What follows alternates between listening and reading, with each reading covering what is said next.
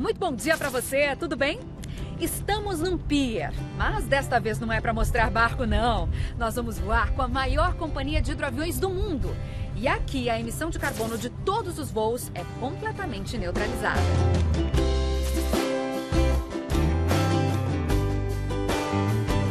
O Auto Esporte de hoje tem também acessórios para pegar uma trilha. Eu vou ligar o compressor. Start-stop. Desligou. Hora de se acostumar. Modelos entre 50 e 80 mil reais já vem com esse sistema que ajuda a economizar combustível. Como usar o GPS? Um jeito diferente de carregar a bike. É só pressionar a ventosa contra a carroceria e apertar esse botão. Vamos começar explicando por que você não pode errar na compra do espelho retrovisor. Os espelhos originais do Eduardo espatifaram num acidente. Na hora da troca, ele optou por uma solução barata. Bom, aí, ajustar o retrovisor virou uma ginástica. Você regula uma hora, tá bom para uma determinada ocasião. Em outra ocasião, ele não fica bom. O problema do Eduardo é de geometria. Côncavo, como uma colher, convexo ou plano. Nesse caso aqui, ó, a gente tá vendo aqui, esse aqui é um espelho residencial, espelho para banheiro.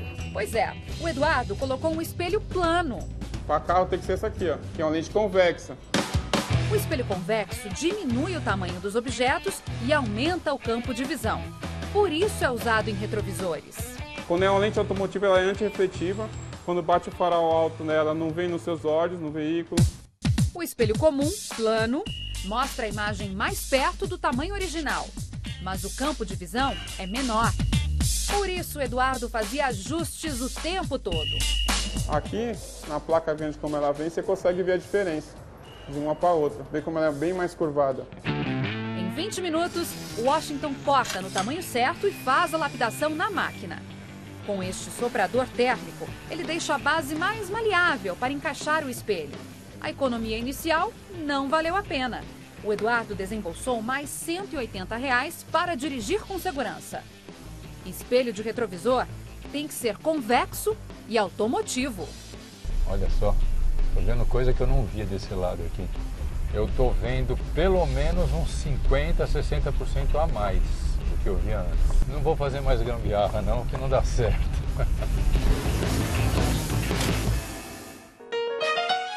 Modelos que foram sucesso no Brasil renascem na Europa e ganham novos rumos. E são mudanças da água para o vinho. O Meriva da GM e o Mitsubishi Eclipse. Quando uma montadora usa um carro de passeio para produzir um SUV, o resultado é um crossover. E foi assim que aconteceu com o Eclipse. O famoso coupé dos anos 90 agora tem essa cara aqui. Linha de cintura mais alta e teto rebaixado. Isso favorece um desenho repleto de vincos. Nem de longe lembra o Eclipse antigo. O modelo chega ao mercado europeu ano que vem. Enquanto a marca japonesa traz de volta um nome, a GM trata de apresentar o sucessor do Meriva e faz questão de trocar o nome. Depois de 15 anos e 2 gerações, o monovolume que fez tanto sucesso por aqui serviu de base para o Opel Crosslane X. É mais um crossover pequeno, só um pouco menor do que o Tracker. Mesmo assim, a promessa de um carro com um dos mesmos atrativos do Meriva, o espaço interno.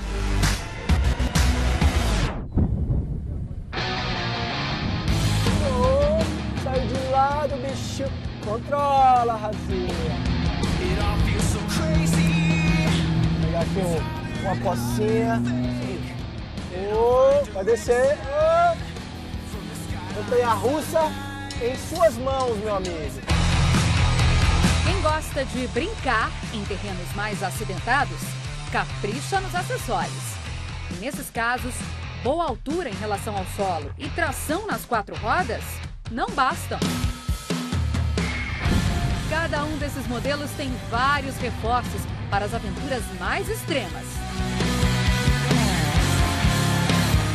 Ó, vou passar agora no lamaceiro aqui e vou precisar ligar o lock. O lock é o bloqueio do diferencial. Ele trava as rodas de um mesmo eixo. Assim, distribui a mesma tração para as duas. E isso evita que na lama, por exemplo, uma roda patine ou cave, enquanto a outra se desloca. E o travamento é a vácuo. Ele é ar comprimido, aqui ele está liberado, tá? Nós vamos fazer o acionamento do compressor. Aqui ele já comprimiu o ar e já está com a pressão. Aqui nós vamos acionar o bloqueio. Tá?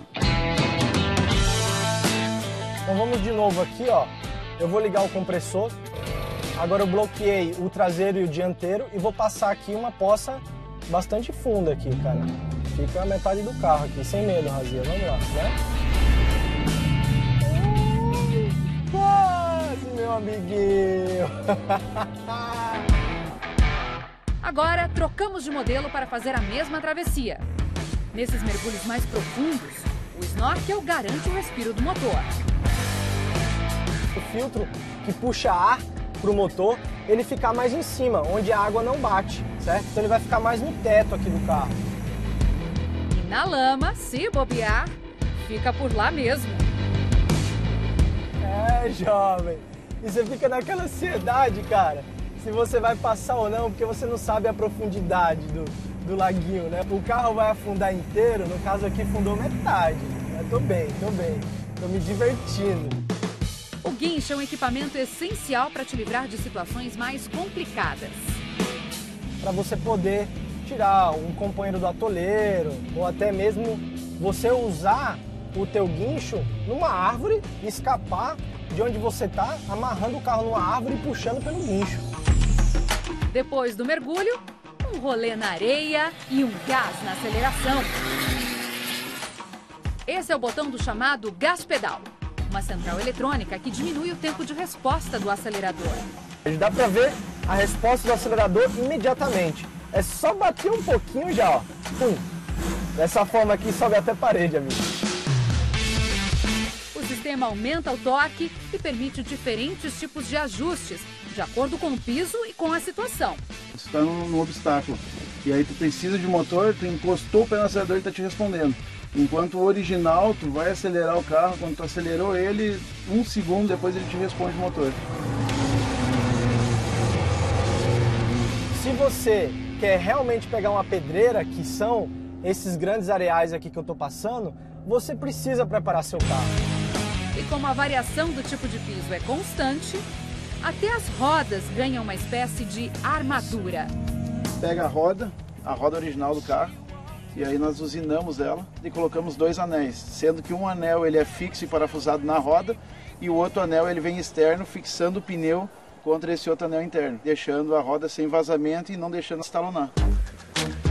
Assim, os pneus, que geralmente são calibrados com 38 libras, podem rodar com até 10 libras. Quando você baixa a pressão na realidade, você tem mais tração ali, né? Aumenta o contato com a areia. Nas trilhas, a suspensão articulada coloca os carros onde a gente nem imagina. São molas e amortecedores com um curso maior. Ter uma suspensão articulada ajuda bastante você sair de umas erosões, ou até mesmo onde eu tô aqui, ó. A articulação tem ligação direta com a capacidade de torção do carro. Barras como essas são fixadas em 4 pontos no chassi. E isso garante que um dos lados do carro não fique desequilibrado. Olha o teste com essa empilhadeira. Ela sobe a roda de um lado só, entorta, mas não tomba. Legal, né? E o Razia aprende com quantos acessórios é possível encarar uma trilha. Estou usando praticamente toda a articulação da...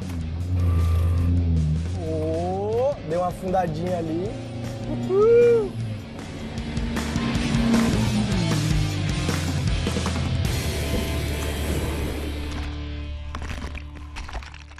Depois do intervalo, você vai conhecer novas formas de fixar a bike nos carros.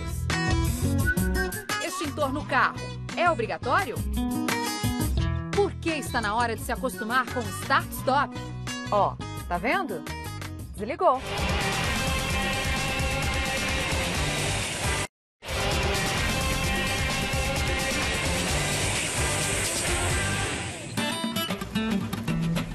Você já ouviu falar em start-stop, né?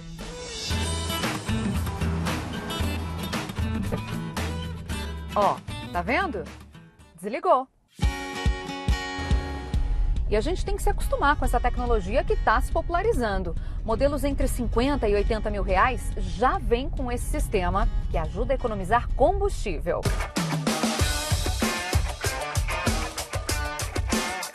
Márcia, me conta, como é que foi a primeira vez que o carro parou? Falei, nossa, o carro tá com problema, né? Porque eu acabei de brecar, ele já parou, já apagou, morreu.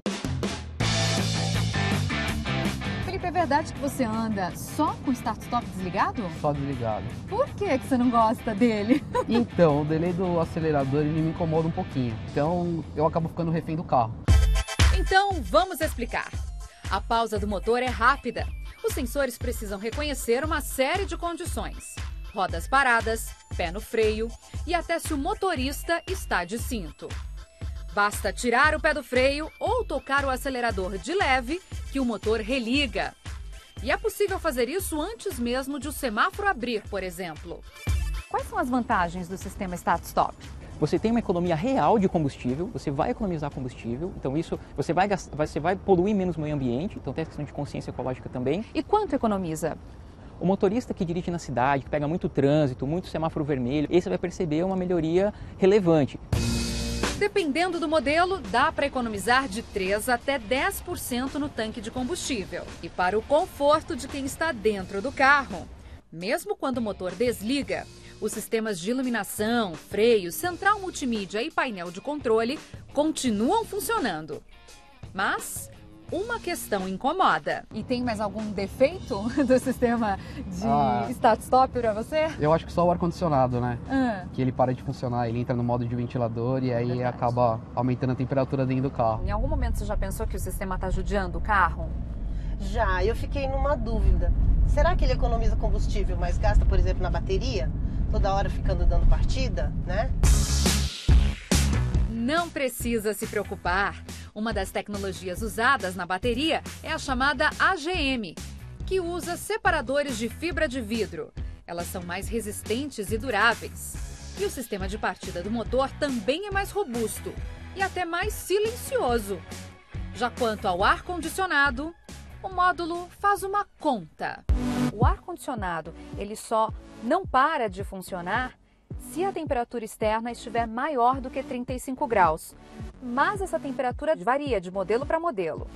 Outras dúvidas comuns a gente tira com o Marcelo. Essa subida aqui é a prova dos 9, hein? Será que o carro vai parar aqui?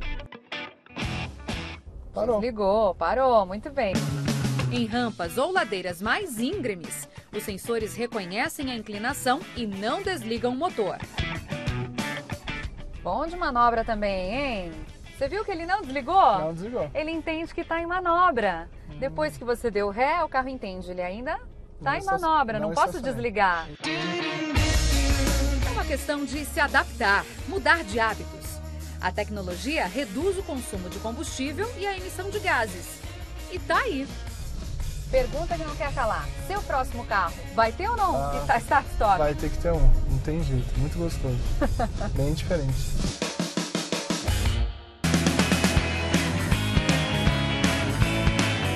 Extintor no carro é obrigatório? É obrigatório. Não, não é obrigatório. Plaquinha verde. Não é mais. Sério? Não é obrigatório? O extintor segue obrigatório para veículos comerciais pesados, como ônibus, trator e caminhões. Nos carros de passeio, muita gente ainda mantém o produto no carro. Você tem extintor no seu carro? Tenho. Se pegar fogo, sabe usar? Eu acho que não. Primeiro, verifique se está carregado. O manômetro precisa apontar para o verde. Se o prazo de validade estiver vencido, nem adianta deixar no carro. Os extintores são úteis em princípios de incêndio. Cheiro de queimado ou fumaça merecem ser verificados. Se for abrir o capô, verifique a temperatura e abra devagar. A entrada rápida de mais oxigênio pode aumentar o fogo. Mantenha o extintor na posição vertical e aperte o gatilho. O extintor não pode ser reutilizado. Está aí a dica, mas lembre, o extintor não é obrigatório e você não vai ser multado se estiver sem ele. Agora, se estiver uma chama, já sabe como usar. Existem várias maneiras de transportar a bike no carro. O rack de teto é a maneira mais convencional e também a mais em conta. E não é que existe uma nova maneira bem curiosa? Esse tem a novidade da fixação por ventosas. É assim que nós prendemos algumas de nossas câmeras, por exemplo. Para instalar é bem simples. O primeiro passo é limpar a superfície. Depois é só pressionar a ventosa contra a carroceria e apertar esse botão. Quando a parte branca sumir, é sinal de que ele está bem preso. A bike pode ter até 20 quilos. E a recomendação é que o motorista cheque a fixação a cada 4 horas. E como é prática, dá uma força para Eduardo. E daí é sempre uma opção para levar uma bicicleta a mais. Como eu tenho uma família grande e todo mundo pedala, sempre precisa carregar uma bicicleta a mais. O rack colocado na traseira do carro também agrada aos ciclistas. Normalmente quando você coloca ela no teto, você tem que tirar as rodas dianteiras e tem que guardar isso em algum lugar. Então ocupa espaço no porta-mala. Com esse tipo de rack ela vai montada, é botar a bike lá e partir para a viagem. O rack traseiro exige adaptações na sinalização para estar dentro da lei. É necessário instalar uma placa com lacre e não pode obstruir a visão. Modelos presos por fita custam menos de R$100, mas em sua maioria são proibidos por cobrirem a placa dos automóveis. O ponto negativo é que as bikes ficam mais vulneráveis e aumenta a chance de riscos no carro. Outra alternativa é a opção do rack de teto, em que não é preciso tirar a roda. Mas também é desaconselhado para bicicletas com quadros de carbono.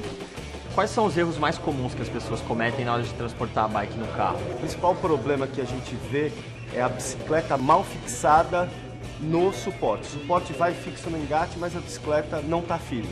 Um cuidado que você tem que tomar é sair na pressa, esquece da garagem e a bicicleta bate na saída da garagem. Já tem até tecnologia para evitar problemas para quem se esquece que está com a bike em cima do carro. Esse sistema lê a altura da passagem. Mais um dispositivo para os multimídias. Até o lado de montar o rack importa. Coloque do lado em que você irá desembarcar a bicicleta na maioria das vezes. E lembre-se, não ter pressa na hora de instalar. Seguir as recomendações do fabricante que constam no manual, seguir o passo a passo, checar os apertos, aí você não vai ter nenhum problema.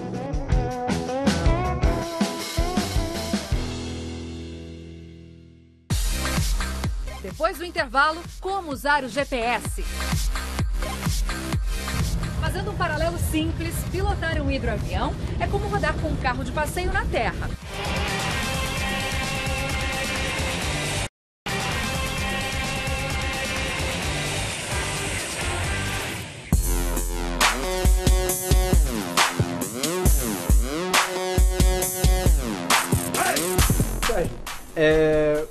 Essa diferença entre, por exemplo, a Fórmula 3 e a GP2, o que é que te impressionou mais no carro, né? O estilo do carro é completamente diferente, mais potência, menos grip. Sim. E o Fórmula 3 é o contrário, tem muito grip e 250 cavalos. E a largada para você vai mudar também, né? Porque a Fórmula 3 se larga com a embreagem e agora você tem as duas embreagens na mão ali. Isso é outra coisa interessante de perguntar, porque tem muita gente que posiciona uma embreagem no ponto que ele quer para largar e depois só joga a outra. E tem o outro que só usa uma embreagem e com freio ajusta a largada, né? Sim. Qual que você prefere? Porque todo mundo fica discutindo qual que é melhor. O que é que os pilotos fazem? Eles apertam um lado da embreagem total e o outro lado eles deixam no ponto onde a embreagem começa a andar, né? Começa a ir andar. Então você começa a acelerar e quando você quer largar, você solta essa primeira embreagem para essa outra já estar no ponto e começa a largar. O problema disso é que desgasta muito a embreagem. Então varia muito o ponto ali. Eu nunca arriscava, porque é mais fácil você ficar parado do que largar.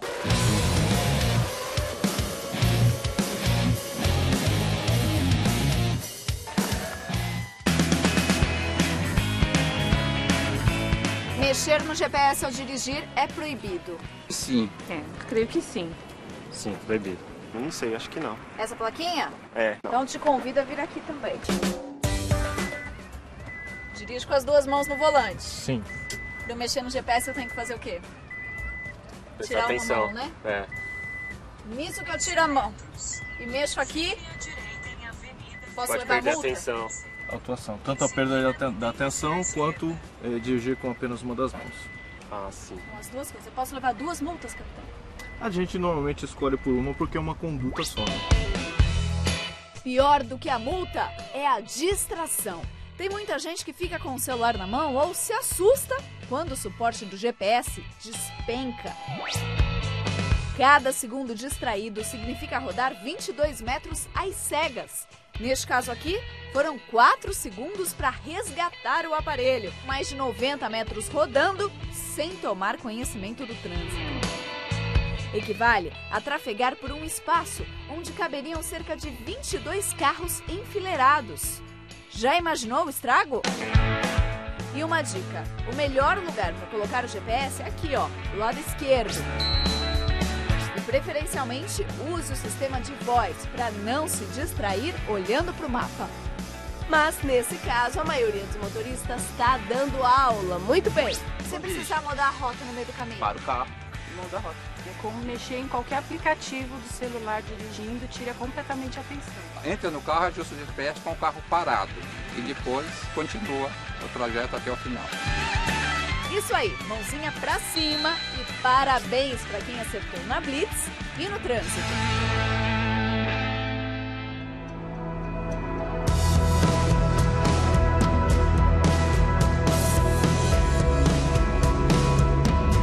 Em países como o Canadá, cheio de áreas remotas, separadas por grandes lagos, altas montanhas, muitas vezes o hidroavião é o único meio, ou o mais rápido de se chegar a esses lugares.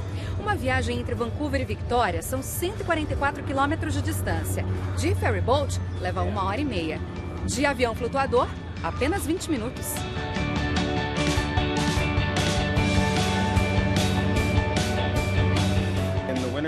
Os canadenses usam o hidroavião como um transporte regular, me explica o piloto. Só no verão, quando o volume de turistas aumenta, é que os voos ficam mais panorâmicos.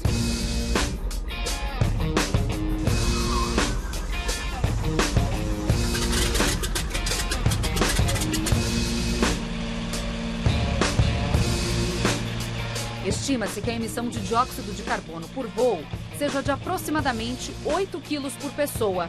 Mas eles são totalmente neutralizados por causa das iniciativas da empresa, que compensa esta emissão com o plantio de árvores e o uso cada vez mais frequente de energia limpa.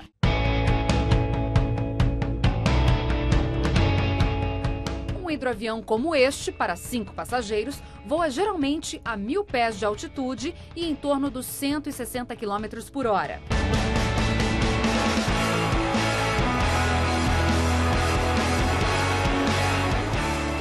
Fazendo um paralelo simples, pilotar um hidroavião é como rodar com um carro de passeio na terra. Só que aqui, o trem de pouso que saiu para dar lugar a esses 2 flutuadores. E olha, decolar e aterrissar na água é ainda uma aventura maior.